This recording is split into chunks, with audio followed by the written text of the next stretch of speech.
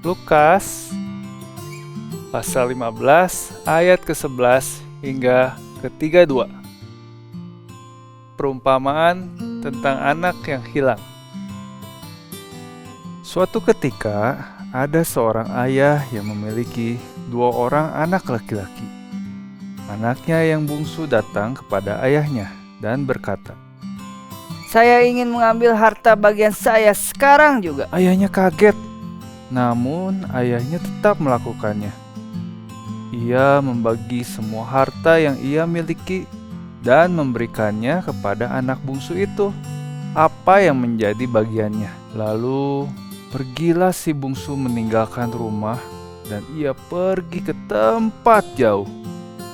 Dan ketika ia sampai di sana, ia menghabiskan semua uangnya. Sehingga ketika terjadi kelaparan di tempat itu, ia benar-benar tidak punya apa-apa. Ia mencoba mencari pekerjaan agar dapat membeli makanan. Namun, satu-satunya pekerjaan yang bisa ia dapatkan adalah memberi makan babi yang bau. Si bungsu sangat kelaparan, namun ia tidak punya makanan dan tidak punya uang. Bahkan ketika ia ingin makan makanan babi, ia tidak diizinkan untuk makan makanan babi itu. Si bungsu sangat sedih. Lalu ia teringat, Para pembantu di rumah ayahku punya banyak makanan untuk dimakan. Tetapi aku di sini sebentar lagi akan mati kelaparan. Lebih baik aku pulang ke rumah ayahku dan minta ampun kepadanya dan juga kepada Allah Bapa di surga.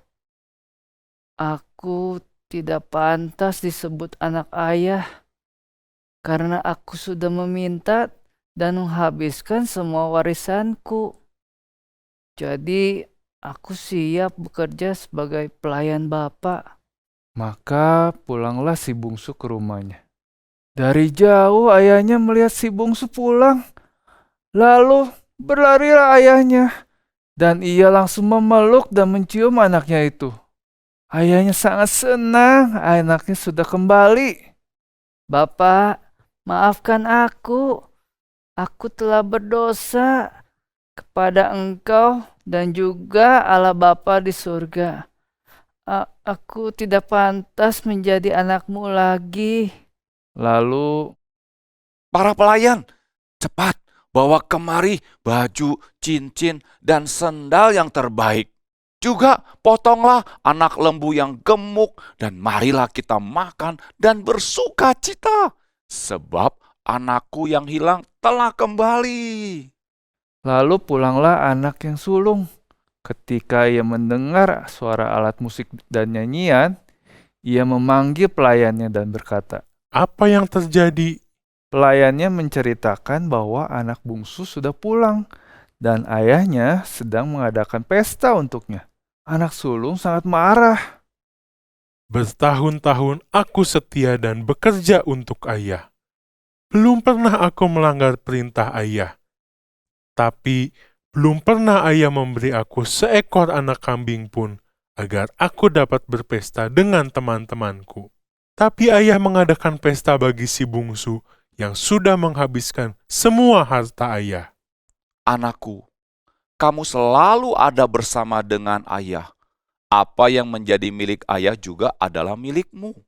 Kita harus bersuka cita dan bergembira. Adikmu yang hilang sudah kembali. Anak-anak, dari cerita anak yang hilang tadi, kita melihat seorang ayah yang sangat sayang kepada anaknya. Ayah yang penuh dengan kemurahan, yang tetap menyambut anaknya dan menyayanginya. Bahkan mengadakan pesta untuk anaknya, sekalipun anaknya sudah melakukan kesalahan kepadanya.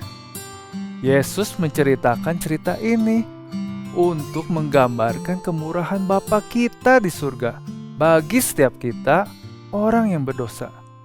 Allah menyebut dirinya Bapa, dan kita adalah anak-anaknya. Allah Bapa yang penuh dengan kasih sangat sedih waktu anaknya tidak taat kepadanya. Seperti anak bungsu yang tadi pergi menjauh dari bapaknya. Waktu kita berdosa dan tidak taat kepada Allah, itu berarti kita menjauh dari Allah yang kudus. Namun, Bapa di surga sangat sayang kepada kita, sehingga Ia menunjukkan kemurahannya dengan rela memberikan Yesus anaknya turun ke dunia, mati di atas kayu salib menggantikan hukuman yang seharusnya kita tanggung. Dan Yesus bangkit untuk menunjukkan kepada semua orang bahwa Ia adalah benar-benar anak Allah. Yesus menjadi jembatan antara kita, orang yang berdosa, dengan Allah Bapa yang kudus.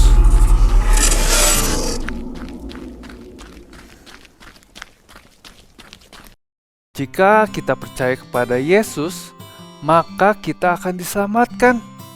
Dan satu saat nanti, kita akan berkumpul bersama dengan Bapa kita di surga. Seperti Bapa yang menyambut anak bungsu tadi, Allah Bapa juga akan menunggu kita dan memeluk kita dengan bahagia. Kalian mau kan suatu saat nanti pulang ke rumah Bapa di surga? Lalu digendong, dipeluk, dan disayang. Siapa yang mau? Coba angkat tangannya. Yes, puji Tuhan. Lalu, apa yang harus kita lakukan ya? Ya, kita harus datang ke Tuhan Yesus dan minta ampun akan dosa-dosa kita dan terima Yesus di dalam hati kita. Allah Bapa akan mengampuni dosa kita dan selalu menyayangi kita.